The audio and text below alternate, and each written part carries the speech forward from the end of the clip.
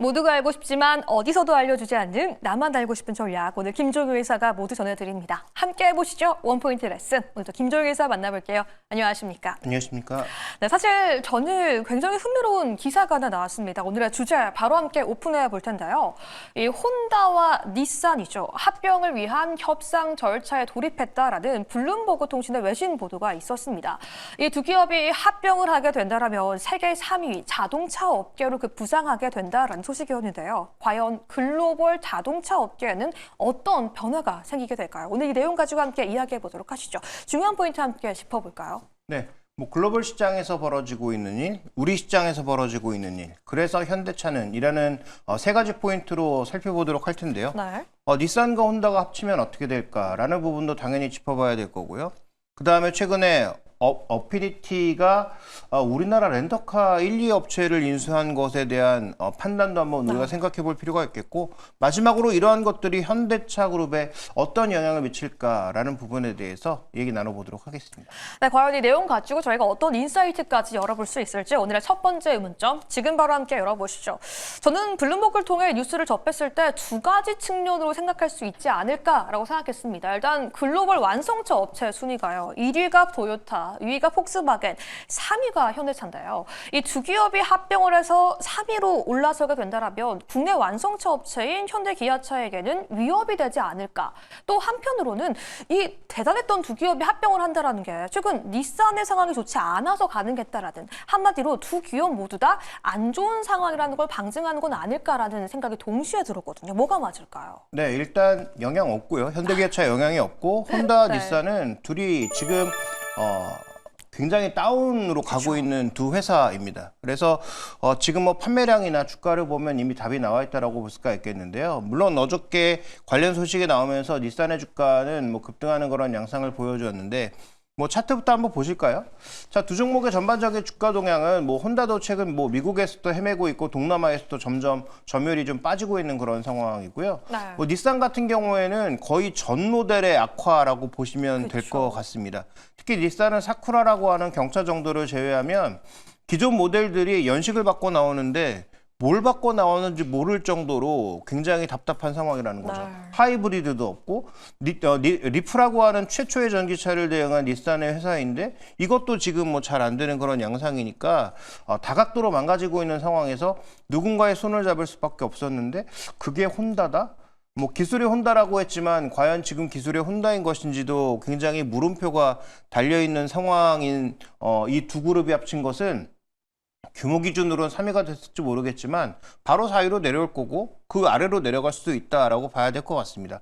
그래서 여기서 말씀드리고 싶은 핵심 포인트는 글로벌 시장에서 잘 안 되고 있는 기업들이 뭉치는 건 별 의미가 없다라는 거죠. 네. 최근에 이제 중국 업체가 동남아에서 적극적으로 치고 나오면서 동남아 시장 잠식의 흐름이 높아지다 보니까 동남아를 장악하고 있던 스즈키라든지 혼다, 그다음에 도요타 이런 업체들의 동남아 점유율이 생각보다 굉장히 빠른 속도로 빠지고 있는 걸 한번 눈여겨보실 필요가 있을 것 같고요. 그다음에 또 하나의 포인트는 지금 이 글로벌 레거시 업체들 중에서 여러 가지 사업들을 포기하는 회사들이 점점 나타나고 있죠. GM이 크루즈를 포기한다든지 포드도 자율주행의 포기가 나타났다든지 이런 상황들이 나타나면서 소위 이제 잘 나가는 업체들과 그렇지 못한 업체들의 격차가 앞으로 점점 벌어질 것이다라는 것을 암시하고 있는 것이죠. 그런 차원에서 보면 현대차는 잘하는 측면이 있습니다. 최근 들어서 삼성전자와 점점 협력 관계를 넓혀가고 있다든지 GM과 협력하고 그다음에 도요타와 협력 관계를 넓혀가고 있는 그런 측면은 나름 현대차는 잘 대응하고 있다. 그래서 글로벌 레거시 업체들 중에서는 지금 상황을 보니까 앞으로 곡소리 날 업체들이 한두 개가 아니겠구나를 우리가 알 수 있는 그런 상황이다. 이렇게 좀 봐야 될 것 같습니다. 결국 일본의 세계 7위와 8위 업체가 합쳐져서 3위가 된다고 한들 그렇게 큰 의미가 없을 것이다. 오히려 우리가 이 현상을 보면서 글로벌 완성차 레거시 업체들의 앞으로 향후 곡소리까지 예측해 볼 수 있다고 말씀해 주셨는데요. 단순히 이슈만 있는 것이 아닙니다. 두 번째 의문점을 함께 바로 열어보고 싶은데요. 굉장히 추가적인 흥미로운 기사가 나왔죠.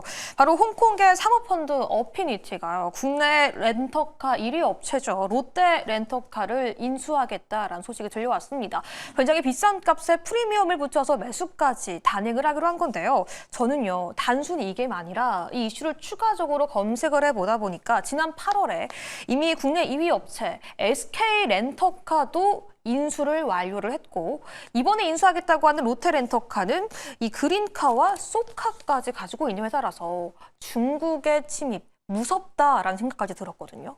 근데 중국의 침입이 무서운 게 거기서 끝나는 게 아닙니다. 네. 오늘 이 이슈를 말씀드리는 건 어피니티가 렌터카를 산 걸 말씀드리려는 게 아니에요. 지금 금융, 그다음에 렌터카, 자동차 회사까지 다각도로 들어오고 있는 상황이라서 소비자들이 먼저 중국 차를 선택할 가능성은 뭐 거의 없다라고 그렇죠. 봐야 되겠죠. 뭐 BYD가 들어오든 뭐 지커가 들어오든 우리가 중국 차를 직접 선택할 가능성은 낮은데 과연 싼 가격에 들어오면 회사도 그럴까? 라는 측면에서 한번 살펴볼 필요가 있을 것 같습니다. 그래서 이 부분을 한번 살펴봐야 될 텐데요. 다음 이제 준비된 그림 보시죠. 네. 어피니티가 아까 말씀드렸던 밑에 렌터카들을 쭉 가지고 있습니다.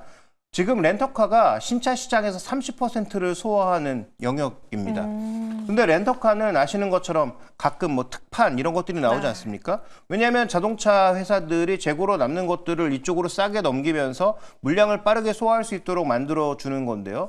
그러면 중국차 지금 BYD가 내년 1월에 들어온다고 했는데 우리나라에 들어와서 소비자들에게 싼 가격에 안 팔겠다고 했어요. 네. 그러니까 소비자 가격은 굉장히 공격적으로 제시해서 사람들에게 아무도 안 사게 하겠지만 이 물량을 이쪽 렌터카로 싼 가격에 넘기고 여기서 파격적인 가격으로 유통을 시키면 그러면 과연 개인 투자자들이나 아니면 단기 이용자나 회사 이용자들이 그 렌터카를 사지 않을까?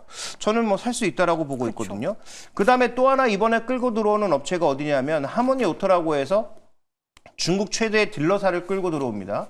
그러면 저 딜러사는 뭐 할까?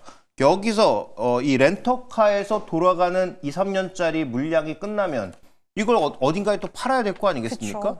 그런데 중국 차를 누가 팔아주겠어요? 이걸 아마 하모니 오토가 팔아줄 가능성이 높다라는 거죠. 그러면 중국 자동차가 일단 BYD를 축으로 뭐 지커 뒤이어서 여러 업체들이 들어오고 이것을 렌터카에서 돌리고 남는 차의 유통을 저쪽에서 맡아주면 그러면 중국계의 하나의 또 에코시스템이 완성이 되는 거죠. 그러면 우리가 미국 시장에 진입할 때도 저가 영역으로 진입해서 리스 렌트로 먼저 시장을 장악해 들어갔던 것처럼 비슷한 전략으로 중국차가 들어올 가능성이 있고 택시 분야로도 일부 들어갈 수 있고 그러면서 사람들이 중국차를 타기 시작했을 때 그렇게까지 뭐 나쁘지는 않구나 쓰레기까지는 아니네 라고 생각을 하고 가격이 싸다라고 생각이 되면 어느 정도 이용하는 사람들도 늘어갈 수 있다는 거죠. 우리나라의 거의 90%를 차지하고 있는 현대기아차의 영역을 야금야금 잠식해 들어갈 수 있는 분야 중에 하나이기 때문에 이런 형태의 지금 중국의 다각도의 진출은 우리가 좀 경계의 시각을 가지고 지켜볼 필요가 있다. 이렇게 좀 판단을 하고 있습니다. 현재 신차 판매의 30%를 소화하고 있는 렌트카, 국내 업체 1, 2위를 모두 인수하게 된다면 정말 렌트카, 택시, 법인차까지 중국 기업들이 잠식해가는 것이 아닌가라는 두려움이 생길 텐데요. 세 번째 의문점 통해서 그래서 우리나라의 현대차와 기아차는 어떻게 대응을 할 수 있을지 전략과 방향성까지 함께 알아봐야 될 것 같아요. 네, 지금까지는 현대차 그룹이 너무 잘 하고 있거든요. 네. 2위인 폭스바겐보다도 도요타보다도 현대차가 레거시 중에서 어찌 보면 가장 잘한다라고 봐야 될 것 같습니다. 근데 문제는 뭐냐면 그 레거시에서 차별화되기 위해선 자율주행과 SDV 두 가지가 확실하게 나타나야 될 텐데요. 이 두 가지를 아직 현대차도 잘 못하고 있다라는 거죠. 신차 라인업은 계속 늘어나고 있고 신차 라인업에 대한 뭐 평가도 나쁘지 않은 상황인데 이번에도 또 논란이 벌어지고 있는 것 지난번 EV9이나 산타페 나올 때와 마찬가지로 준비된 그림 보시면 이번에 펠리쉐이드 신형이 나오잖아요. 네. 뭐 이 차에 대해서 뭐 디자인이야 각자 개인의 뭐 선호도가 있겠지만 전체적인 평가는 저는 나쁘지 않다라고 보고 있는데 문제는 뭐냐면 여기에도 HDA3 자율주행 단계 자율주행도 틀린 말이죠. 주행 보조 단계에서 하나 더 나가는 것조차도 지금 뭐 국토부의 허가라든지 네. 이런 것들이 잘 안 되고 있는 상황이고요. 그다음에 뭐 여러 번 말씀드렸지만 현대오토에버의 SDV 뭐 과연 그게 맞는 평가인지 저는 잘 모르겠습니다. 현대오토에버가 그 정도의 평가를 받을 만한 소프트웨어 역량을 갖고 있는지 잘 모르겠어요. 그래서 뭐 삼성전자와 함께 하겠다고 하지만 삼성전자도 적어도 소프트웨어와 서비스 분야에서 전 세계에서 인정받는 회사는 아니잖아요. 그래서 그런 측면에서 놓고 봤을 때 현대차 그룹의 핵심 포인트는 결국 SDV와 자율주행에서 의미 있는 영역을 보여주지 못하면 지금 정도 최근에 약해진 주가가 바로 이것을 방증하는 게 아닌가라고 보여서 결론적으로는 현대차가 SDV와 자율주행에서 뭔가 의미 있는 시그널을 만들어내지 못할 경우 지금까지 잘해왔던 것들의 의미가 내년부터 퇴색될 수 있다. 이 부분을 주목해 봐야 될 것 같고 그래서 최근에 현대차의 행보, 여러 회사와 계속 협력하고 있는 현대차의 행보를 우리가 좀 주목해 볼 필요가 있지 않느냐 이렇게 보여집니다.